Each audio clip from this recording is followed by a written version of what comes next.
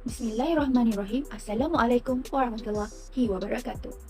Kami daripada SHPRH tahun 3 ingin membentangkan sebuah proposal untuk program seminar dari kumpulan kami.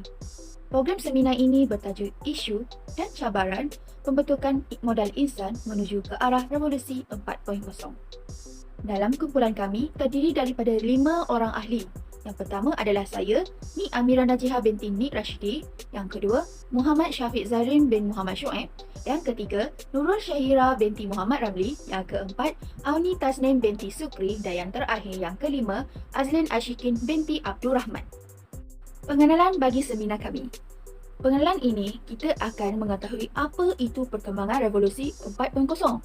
Okey, perkembangan revolusi ini bermula pada revolusi industri 1.0 di mana mereka telah mengubah sumber tenaga manusia kepada penggunaan mesin berkuasa wap. Seterusnya berkembang kepada revolusi industri 2.0 di mana perkembangan ini telah mengubah penggunaan mesin berkuasa wap kepada elektrik. Hal ini mampu meningkatkan produktiviti industri. Seterusnya adalah perkembangan daripada revolusi 2.0 kepada revolusi 3.0. Dalam perkembangan revolusi industri 3.0 ini telah mengubah daripada sumber elektrik kepada analog dan juga digital. Hal ini boleh menyebabkan sistem automasi dalam penghasilan produktiviti.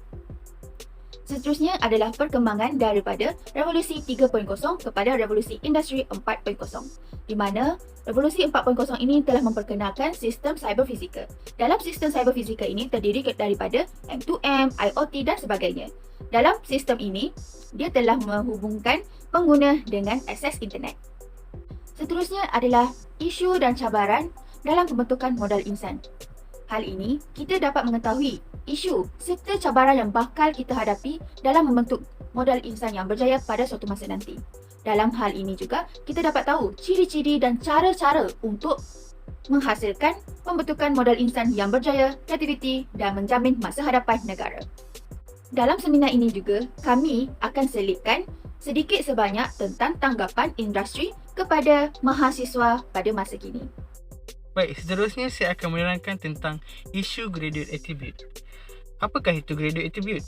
Graduate attribute adalah set kemahiran insaniah yang perlu dikuasai oleh setiap pelajar sebelum tamat pengajian. Jadi dalam program ini, kami sepakat satu kumpulan telah memilih 2 graduate attribute iaitu thinking skill dan communication skill. Graduate attribute yang pertama adalah thinking skill. Thinking skill adalah keupayaan seseorang untuk mencari idea alternatif, penyelesaian kreatif dan keupayaan berfikir luar kotak dan berfikir secara kritis. Kami mengambil thinking skill. Hal ini kerana kebanyakan pelajar mereka kurang kemahiran berfikir luar kotak dan kreatif. Mereka hanya menggunakan teori yang sedia ada untuk dijadikan panduan. Isu graduate attribute yang kedua iaitu communication skill. Communication skill adalah seseorang berkeupayaan menyampaikan mesej secara lisan dan bertulis dengan jelas, berkesan dan berkeyakinan untuk mendengar dan bertindak sewajarnya. Kenapa kami memilih communication skill?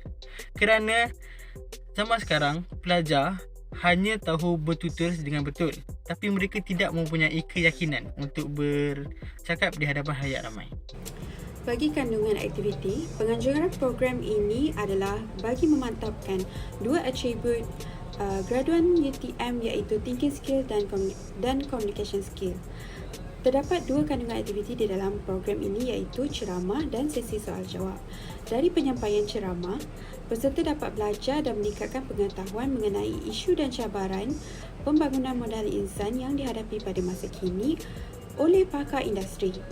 Tambahan pula, peserta dapat mengetahui realiti persepsi industri terhadap graduan TVET. Bagi sesi soal jawab pula, peserta dapat mencetuskan persoalan berkaitan realiti dunia di industri termasuklah isu yang bakal dihadapi. Matlamat objektif.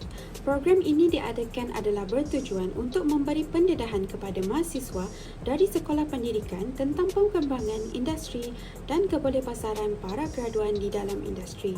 Hal ini kerana mahasiswa pendidikan teknikal dan vokasional tidak semestinya mendapatkan kerjaya sebagai seorang pendidik. Seterusnya, memberi pendedahan isu dan cabaran yang ditempuhi oleh industri TVET dalam menyediakan modal insan untuk menghadapi cabaran globalisasi melalui kolaborasi dengan industri. Akhir sekali, mahasiswa berpeluang untuk bertanyakan soalan kepada penceramah mengenai realiti dunia pekerjaan di industri.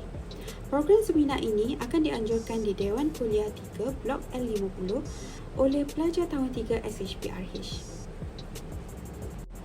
Terdapat 5 objektif program ini diadakan. Antaranya ialah dapat memastikan mahasiswa peka dengan isu semasa dan realiti bekerja di industri. Yang kedua, dapat membangunkan kemahiran berfikir dengan kritis untuk menyelesaikan masalah. Yang ketiga, dapat melatih komunikasi interpersonal mahasiswa dengan orang luar.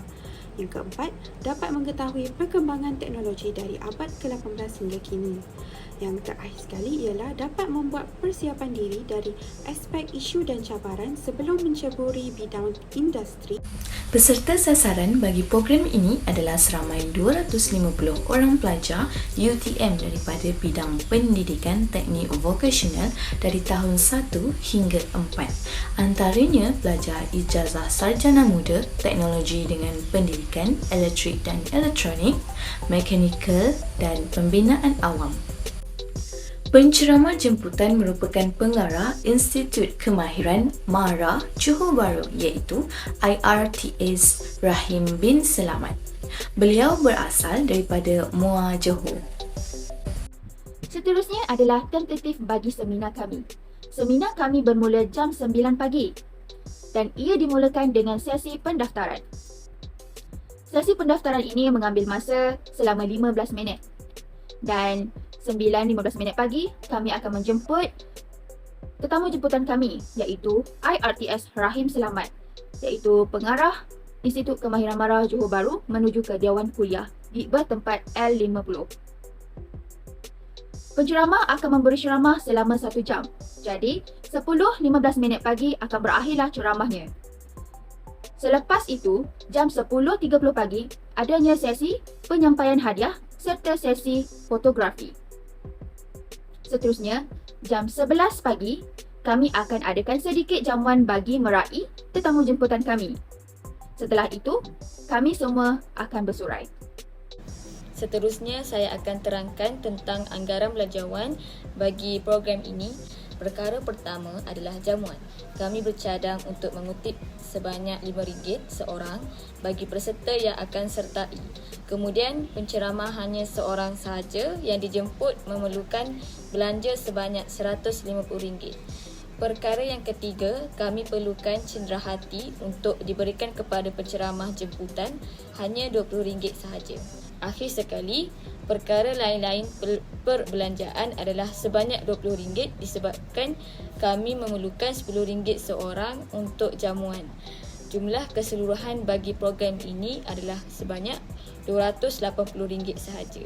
Seterusnya, saya akan menerangkan tentang penilaian. Untuk penilaian, kami akan mengedarkan Google Form pada akhir program ini untuk mendapatkan maklum balas dan refleksi setiap pelajar tentang apa yang mereka dapat tentang program ini dan apa pengetahuan. Kepentingan menyertai program ini berdasarkan atribut graduan iaitu kebolehsuaian di mana peserta dapat mengetahui keperluan pembangunan modal insan untuk menyiapkan diri menjadi graduan yang mahir dalam bidang TVET dengan mengetahui mereka dapat mengubah hidup dan pola pemikiran yang lebih baik.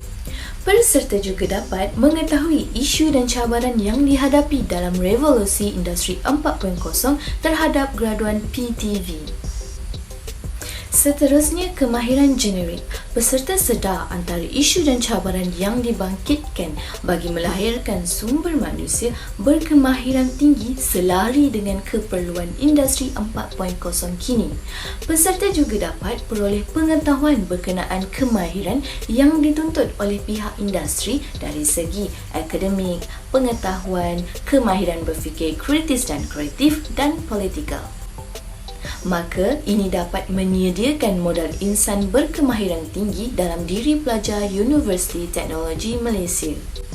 Yang ketiga, kemahiran komunikasi. Peserta sedar bahawa interaksi sosial pada masa kini amat penting dan tidak hanya melalui alam maya. Walhal interaksi sosial yang dilakukan di alam maya dan alam nyata adalah sangat berbeza. Malah, ia dapat meningkatkan lagi tahap keyakinan diri apabila berhadapan dengan orang. Peserta juga dapat mengetahui dengan berkomunikasi, kita dapat menyampaikan maklumat yang betul dan dapat bertanya sesuatu perkara yang kita tidak tahu.